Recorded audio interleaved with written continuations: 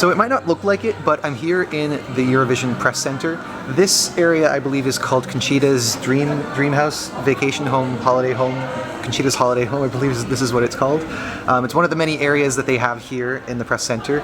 And we've just seen the first rehearsal of the first semi-final. So we now have a bit of a sense of what the show is going to be feeling like this year. And I'm going to go over a few things that jumped out at me. There's one really big change that I'm going to get to because it comes at the very end of the show. But first, overall, I think it's a pretty strong production.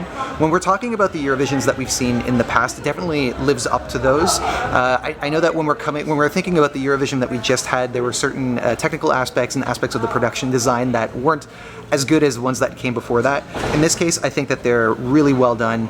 Postcards are one of the things that jumped out to me as being very well executed. We do still have those drone shots that we've been seeing in the previous years, but this time we have the artists present there, physically present, and it just seems like they're more well integrated than it has been in the past. We don't have to worry about any funny graphics, funny projections, or anything like that. Another thing that I really enjoyed, and I think is one of the things that people have been looking out for, is the way that they contextualize the contest about the fact that this should be in Ukraine, but it's being held in the UK on their behalf.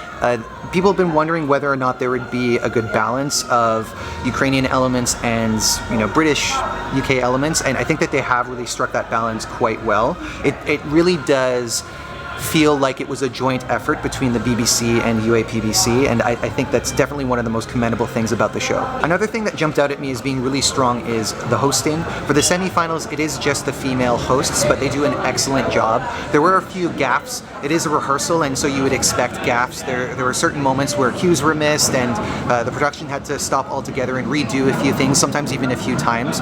But even in those moments, the hosts were able to keep things moving, and they're definitely professionals. It's not as it's been in some instances where, at least as far as this rehearsal is concerned, where sometimes it just feels like the ball is dropped, and it's hard to ignore that as a member of the audience. I don't think that's ever going to be an issue here with the hosts that we have. We also saw rehearsals of all the performances tonight for semi-final 1, and I have to say I am really impressed. I didn't have quite the same impression when we were seeing the snippets, but the reason why I haven't made any content about the semi-finalists and discussing qualifiers up to now is because it is so important to see the full 3 minutes to get the full impact of the songs. And there's going to be a separate video about that, about who I think is going to be qualifying from both semi-finals, and I hope that you subscribe to the channel to see that. I'm going to leave it there for now. Thank you so much for watching, and I hope to see you next time. Take care.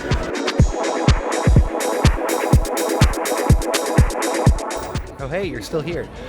So funny story, there was actually something that was tested in the show that I had recorded and made some comments about when I was shooting this video, and just as I was editing it, they made an announcement that they're not going to be doing that. So in case you are curious, I've kept in the comments and you can see them right now.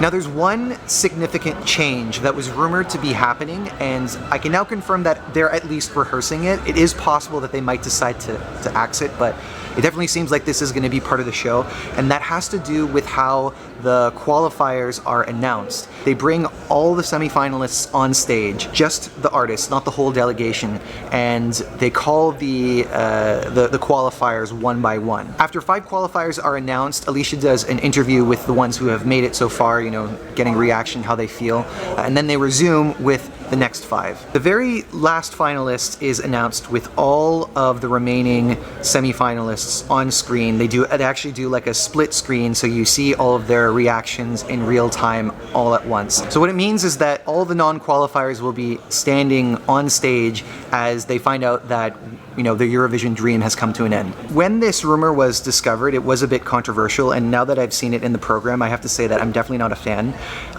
One of the things that I personally like about Eurovision is that it doesn't, although it's similar to certain talent show programs, it's not exactly like them, and this new approach at announcing the qualifiers feels a lot more like that kind of tone than the tone of Eurovision. In previous shows, we've seen just how devastated some of the participants can be when they're slowly coming to terms with the fact that their Eurovision dream has been crushed, and to put them on the stage under the lights with all the cameras pointing on them in real time, it just feels a little bit exploitative. And I have to say it's unfortunate because it does sour what to me has been a pretty strong production. I was really thinking that this is one of the best that we've seen, and it still is with all the factors considered, but if this decision is here to stay, I hope that they reconsider it. It's just been another one of those changes this year that hasn't really sat well with me, and I'm curious about how it's going to sit with other people. My guess is that those of you, the fans who follow the show pretty intensely are probably also not going to be big fans of it because you feel a certain attachment to the artists.